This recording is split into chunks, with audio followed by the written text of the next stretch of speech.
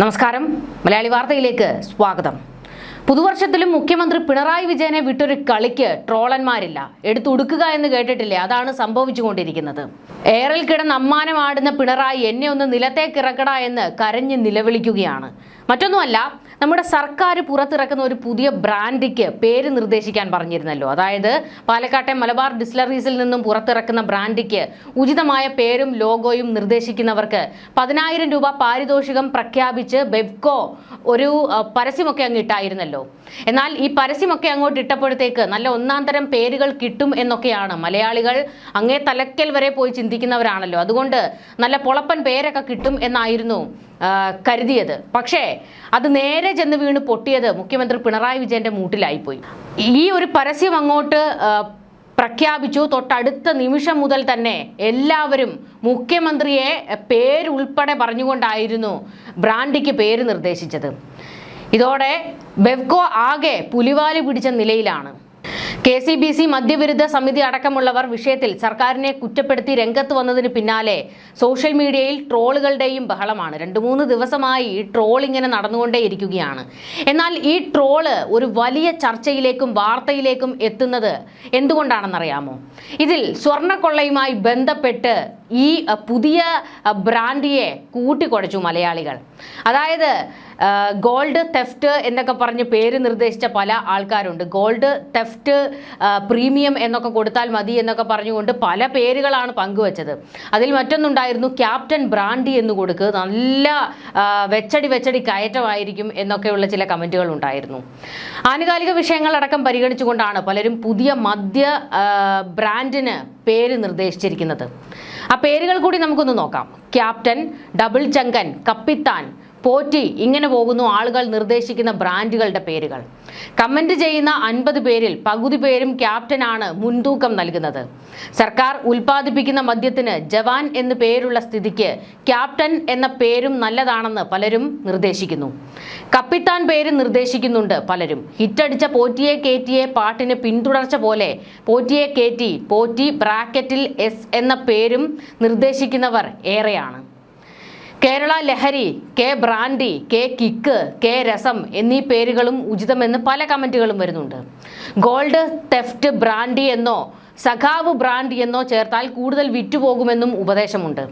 Red volunteers, കമ്മി brandy, ഒടുവിൽ സഖാവ് എന്ന പേരിൽ വരെ എത്തി നിൽക്കുന്നു പുതിയ പേരിന്റെ നിർദ്ദേശം.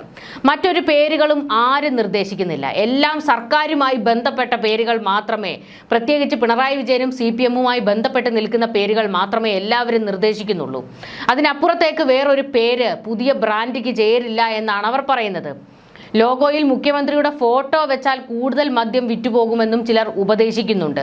ഇതിൽ ചില വിരുദ്ധന്മാരാകട്ടെ മുഖ്യമന്ത്രിയുടെ പേര് വെച്ച് ലോഗോയും ഒരു പേരും ഒക്കെ സെറ്റ് ചെയ്തിട്ടാണ് ചില ചിത്രങ്ങൾ കൂടി പുറത്തുവിട്ടിട്ടുണ്ട്. ഇത്തരത്തിൽ മുഖ്യമന്ത്രിയെ എടുത്തിട്ട് ഉടുക്കുകയാണ് എല്ലാവരും കൂടി. അറിയിപ്പ് നൽകി മണിക്കൂറുകൾക്കുള്ളിൽ ബെവ്കോ ആസ്ഥാനത്തെ ഫോണിൽ വിളിച്ചും പേരിടൽ ചടങ്ങിൽ പങ്കാളികളാകുന്നവരുമുണ്ട്. ആളുകൾ ഉഷാറാണ്. പക്ഷേ ഇത്രയധികം മറുപടി കിട്ടുമെന്ന് പ്രതീക്ഷിച്ചിരുന്നില്ല എന്ന് ബെവ്കോ MD പറഞ്ഞു. അതേസമയം പാലക്കാട്ടെ മലബാർ ഡിസ്റ്റിലറീസിൽ നിന്നും പുറത്തിറക്കുന്ന ബ്രാൻഡിക്ക് ഉചിതമായ പേരും ലോഗോയും ക്ഷണിച്ചുള്ള സർക്കാർ പരസ്യത്തിനെതിരെ KCBC മദ്യവിരുദ്ധ സമിതി രംഗത്ത് വന്നതും സർക്കാരിന് തലവേദനയായി. മദ്യത്തിന് പേരിടാനായി നടത്തിയ മത്സരം ചട്ടലംഘനമാണെന്നും പിൻവലിക്കണമെന്നും സമിതി ആവശ്യപ്പെട്ടു. തെരഞ്ഞെടുപ്പ് ലക്ഷ്യം വെച്ചാണ് അബ്കാരി പ്രീണന സമീപനം സ്വീകരിക്കുന്നത്. ബെവ്കോ നടത്തിയത് സറോഗേറ്റ് അഡ്വർടൈസ്മെന്റ് ആണ്. വിഷയത്തിൽ മന്ത്രി മറുപടി പറയണം. പാരിതോഷികം നൽകി നടത്തുന്ന മത്സരം നഗ്നമായ അബ്കാരി ചട്ടലംഘനമാണെന്നും KCBC മദ്യവിരുദ്ധ സമിതി ആരോപിക്കുന്നുണ്ട്. എന്നാൽ ഇവിടെ ഏറ്റവും കൂടുതൽ പണി കിട്ടിയത് മറ്റൊരു ട്രോളിലാണ്. അതായത് ഈ ശബരിമലയുമായി ബന്ധപ്പെട്ട് ഇതിനെ കൂട്ടിക്കുഴച്ചതാണ്. അതായത് ജനങ്ങൾ ഈ ശബരിമല വിഷയം അങ്ങനെ ഇങ്ങനെ ഒന്നും വിടാൻ ഉദ്ദേശിക്കുന്നില്ല എന്ന് അവർ പ്രഖ്യാപിക്കുകയാണ്. നിയമസഭാ തെരഞ്ഞെടുപ്പിൽ ഇത് തന്നെയായിരിക്കും സർക്കാരിനെ പൊള്ളിക്കുന്നതും. പലരും ഗോൾഡ് തെഫ്റ്റ് ബ്രാൻഡി എന്നോ വിസ്കി എന്നോ ഒക്കെ പേരിടുക, അത് തന്നെയാണ് നല്ലത് എന്ന് പറയുന്നു. ഈ ഗോൾഡ് തെഫ്റ്റ് ബ്രാൻഡിക്ക് മുഖ്യമന്ത്രിയുടെ പേര് വെച്ചിട്ടാണ് പലരും ലോഗോ ഉൾപ്പെടെ ചെയ്ത് ഈ പരസ്യമാക്കി ഈ പരസ്യത്തിന് താഴെ കൊണ്ടിട്ടിരിക്കുന്നത്. അതായത് ശബരിമല വിഷയം ഈ CPM-ഓ സർക്കാരോ കരുതുന്നതിനപ്പുറത്തേക്ക് അവരുടെ കൈവിട്ടു പോയിരിക്കുകയാണ്. ജനങ്ങൾ എന്ത് പ്രതികരിക്കുമ്പോഴും എപ്പോൾ പ്രതികരിക്കുമ്പോഴും പ്രത്യേകിച്ച് സർക്കാരും പാർട്ടിയുമായി ബന്ധപ്പെട്ട് വരുന്ന വാർത്തകൾക്കൊക്കെ താഴെ അതിനെ ഈ ശബരിമല വിഷയവുമായി കൂട്ടിക്കെട്ടുക തന്നെയാണ്.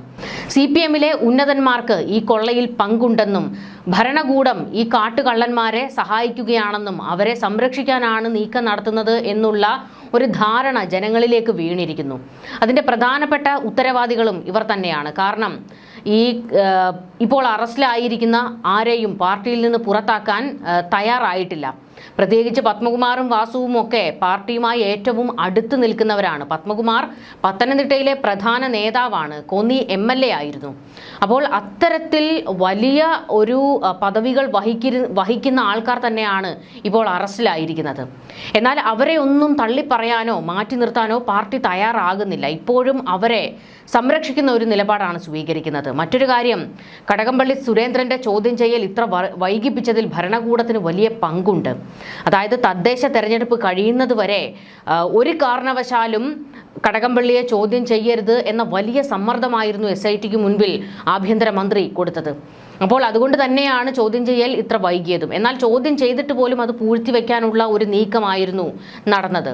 ഇതെല്ലാം ജനങ്ങൾ കണ്ടുകൊണ്ടിരിക്കുകയാണ്. ജനങ്ങൾ അതെല്ലാം വിലയിരുത്തുന്നുണ്ട്, അവർ ചർച്ച ചെയ്യുന്നുണ്ട്. ഈ വാർത്തകളിൽ വരുന്നത് മാത്രം കണ്ടിട്ടല്ല ജനങ്ങൾ ഈ ശബരിമല വിഷയം ഏറ്റെടുത്തിരിക്കുന്നത്. വൈകാരികമായ ഒരു വിഷയമാണ്, അവരുടെ വിശ്വാസത്തെ മുറിവേൽപ്പിച്ച ഒരു വിഷയമായതുകൊണ്ട് തന്നെ അതിൻ്റെ എല്ലാ വശങ്ങളും അവർ പരിശോധിക്കുന്നുണ്ട്. പ്രത്യേകിച്ച് ഹൈക്കോടതിയിൽ നിന്ന് വന്നുകൊണ്ടിരിക്കുന്ന ഓരോ വാക്കും, ശബരിമല കൊള്ളയുമായി ബന്ധപ്പെട്ടിട്ടുള്ള ഓരോ വാക്കുകളും അവർ ശ്രദ്ധിക്കുന്നുണ്ട്. SITയെ ഹൈക്കോടതി നിർത്തിപ്പൊരിച്ചതുവരെ അവർ കണ്ടതാണ്. എന്തുകൊണ്ട് ശങ്കർദാസിനെയും വിജയകുമാറിനെയും അറസ്റ്റ് ചെയ്യുന്നില്ല എന്നുള്ള ചോദ്യം ഹൈക്കോടതി തന്നെയാണ് ചോദിച്ചത്. അപ്പോൾ ഇതെല്ലാം ജനങ്ങൾ കണ്ടുകൊണ്ടിരിക്കുകയാണ്, അവർ ഇതൊക്കെ വിലയിരുത്തുകയാണ്. നിയമസഭാ തെരഞ്ഞെടുപ്പിൽ വലിയ ഒരു വിഷയം, വലിയ കീറാമുട്ടിയായി തന്നെ ശബരിമല CPM-ന് മാറും എന്നുള്ള കാര്യത്തിൽ ഒരു സംശയവുമില്ല. ന്യൂസ് ഡെസ്ക് മലയാളി വാർത്ത.